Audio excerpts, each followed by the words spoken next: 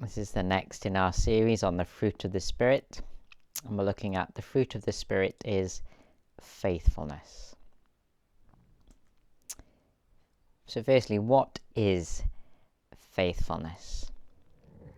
Well, faithfulness is all about consistency. And to see consistency, you have to have at least 3 points on a graph. For example,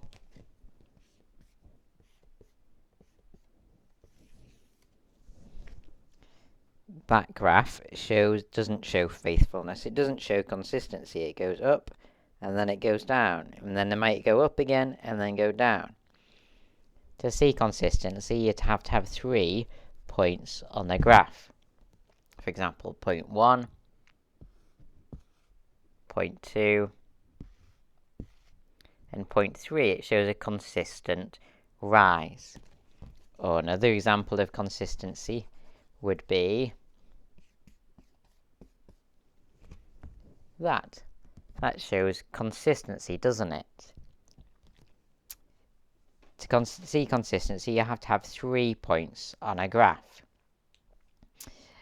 Now, in the music industry, there is a phenomenon called the difficult third album.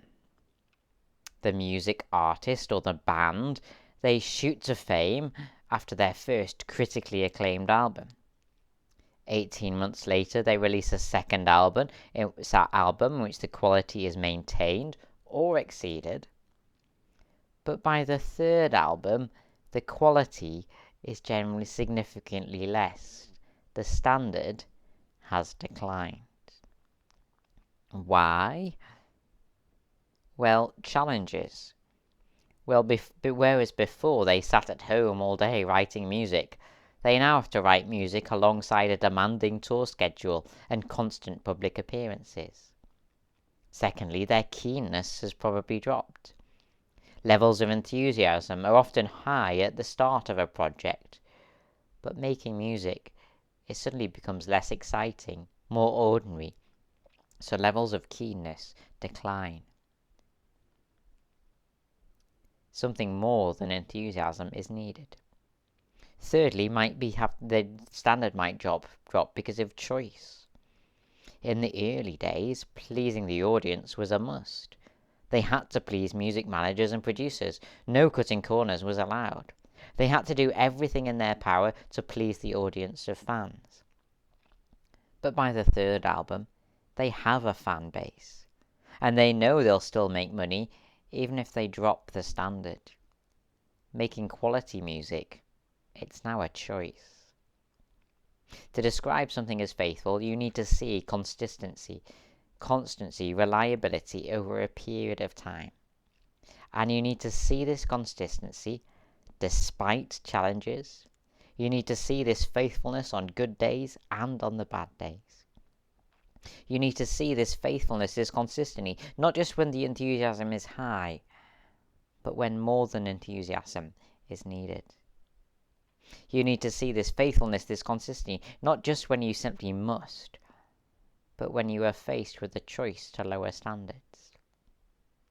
Faithful demonstrates itself in the midst of challenges, when the enthusiasm is low, when there is an option to be faithful or not. So that's what is faithfulness. Next, where and when do we see faithfulness? If you look at the Bible, it's rare to find the Old Testament describe anybody as faithful. You have to wait until the New Testament before this badge of honor is given. For example, in the New Testament, in the book of Hebrews chapter 11, we see lots of references back to people who have shown faithfulness to God.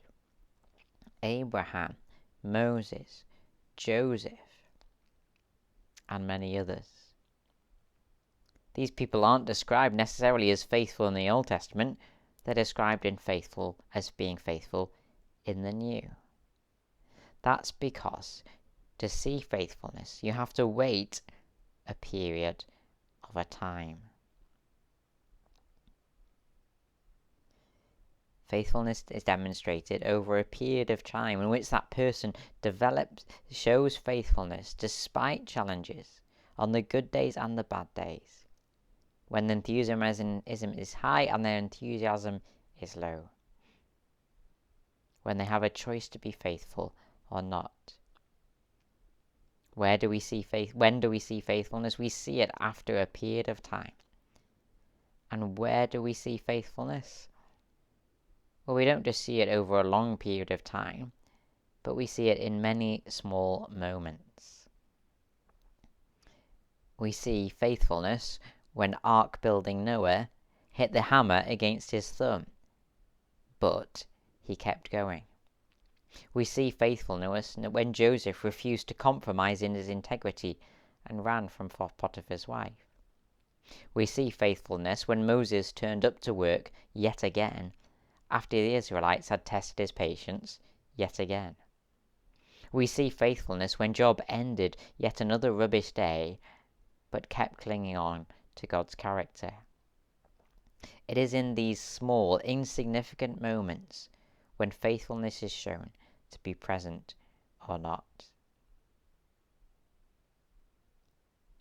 And as it says, and Jesus said in Luke chapter 16, one who is faithful in very little is also faithful in much, and one who is dishonest in very little is also dishonest in much. There are many examples of God promoting someone to big things after they have shown their faithfulness in small things. David was a faithful shepherd before he became king. Joseph was a faithful housekeeper before God gave him charge of Egypt. This is because every time you or I are faced with challenges, or the choice to compromise, or the need to do something regardless of how keen we are about it, every time we are faced with these things, our character is revealed. Our character is revealed in the small moments. And our character is more important to God than skill. Even if we feel God has only entrusted us with small things, we need to remember this. What is important to God is not the skill, but our characters. Not the measure of success that we have, but whether we're being faithful. We read in one of Jesus' parables that his master said to him, "Well done, good and faithful servant. You have been faithful over a little. I will set you over much. Enter into the joy of your master." The master's joy was not in the big task that the servant would do later. The master took joy that his servant was faithful in the little things. It's not the size of the task that matters, but the size of the faithfulness in doing it. So that's where and when we see faithfulness, but how? How do we remain faithful? Well, imagine you're part of the team that has been given the job of drilling the new North Atlantic Tunnel. It's a new train tunnel between the USA and the UK. We're drilling from the UK side, whilst Donald Trump and team organise his team to do the drilling from the USA side. In addition to it being hard work, the other major challenge is it being in the dark for so long. We cannot see the US team drilling. We're not sure if they're doing their part of the bargain. And if they're not doing their part and drilling from their side, then we're not going to do our bit from our side, because our efforts would be wasted. If we believe Donald Trump is an unstable character who made a promise to drill that tunnel, but he won't keep it, then we're going to give up. But if we believe USA's promise that they'll meet us halfway, then we'll do our part as well and meet them halfway. Our faithfulness is directly proportional to the amount we believe that they are faithful. In much the same way, our faithfulness as Christians is directly proportional to the degree that we believe God is faithful.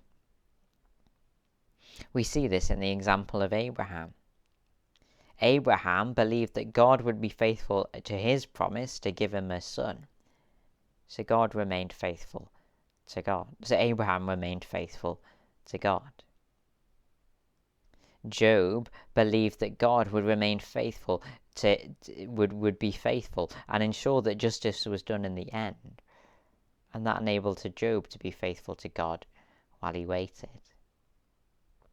If we believe that God is faithful and he will richly reward us in eternity, then we'll be faithful in the tasks that God gives us in the here and now.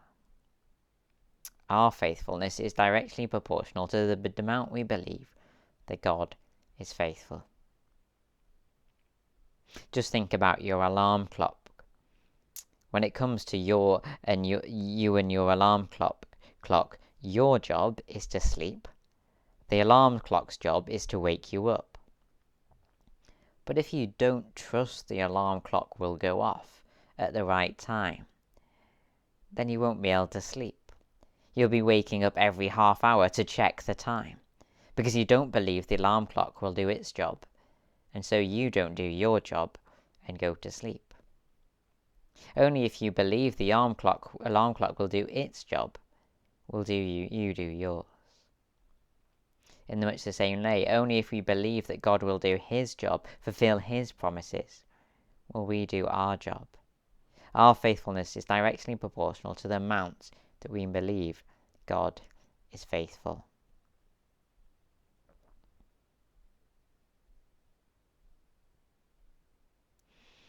We see this demonstrated in Jesus' parable about the talents in Matthew 25, verses 24 to 25, which I'll read for us now.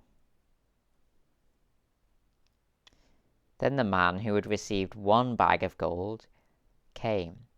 Master, he said, I knew that you are a hard man, harvesting where you have not sown, and gathering where you have not scattered seed. So I was afraid and went and hid your gold in the ground. See, here is what belongs to you. The servant did not have a right understanding of his master's character. He believed his master was cruel, and because he didn't believe his master was good and faithful, he was unfaithful.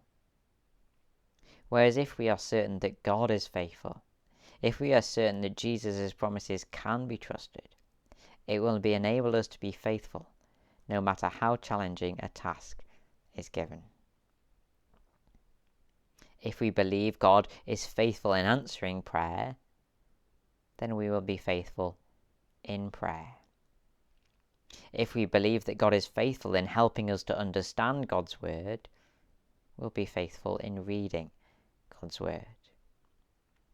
If we believe God is faithful in rewarding our work, good works, then we will be faithful in good works. If we believe that God is faithful in bringing about justice, we will be faithful in being patient as we wait for justice to be done. If we believe that God is faithful and will work through us to produce fruit, then we will be faithful in rolling up our sleeves and putting the hard work in. Our faithfulness is proportional to the amount that we believe God is faithful.